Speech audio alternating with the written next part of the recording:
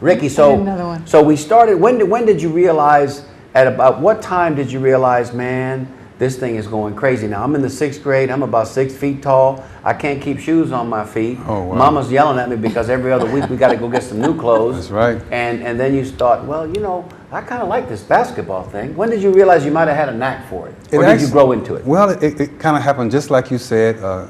The Boys and Girls Club was a big piece of that. My dad used to take us out with him, and we'd shoot, you know, in the hoops, and you stay on the playground. My dad, my brothers, and other kids would join in, and we'd play ball and stuff. And Pop would kind of help kids, you know, with their jump shots. And then I started to realize that, you know, I'm pretty good at this. I'm making most of mine, and you know, somebody take a shot, I could just swat it out of the air. So I got a chance to meet Mr. Glenn, Coach Glenn. I'll always call him that because he'll always be coach for me. And he had us up in the club, myself, Leroy, and Steve, and a few others. And I tell you, when we first stepped in the club, we thought we were coming there to play basketball. But Coach kind of set us down and started talking about life and goals and different things that we need to start looking at. As a little kid, you know, at that age, 10, 11 years old, you're pretty impressionable. So you start thinking about what they're saying, and you really want to be a part of it.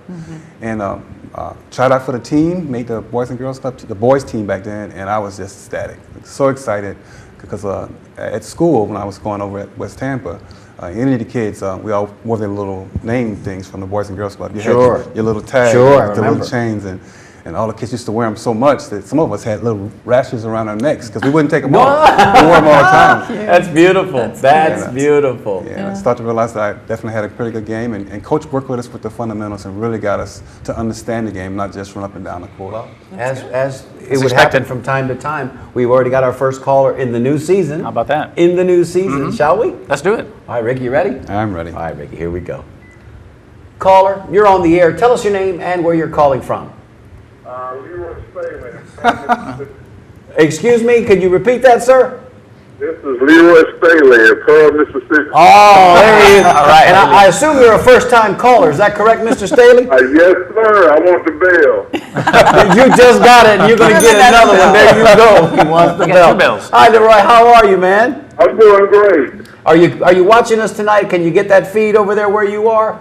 No, I can't get it here. Okay, well, listen, we're going to work on that. We thought we might have had a little bit of a problem earlier today. We thought it might have been corrected. If you're not getting it, don't worry, because this will be up on the website here probably by this weekend. We've got some really wonderful technical staff, and they're going to make sure that this gets up there, which is just as well because sometimes there's a little bit of a delay. So if you're watching this, it's kind of hard to have that conversation. But look, here's your good buddy. Here's Ricky Gallen right here. Tell him what you told us you were going to tell him on the air. Ricky, I got to tell you this, man. You don't realize how much of an inspiration you have been to all of us because when you were playing in the NCAA tournament in '75, and I ended up having a dream that I was going to be playing with a team that had sky blue and white uniforms, and considering that you guys were playing UCLA, I was thinking I was going to UCLA. Well, come to find out, I ended up going to Indiana State with sky blue and white uniforms, and I always said I wanted to do a game better than you. That was my inspiration.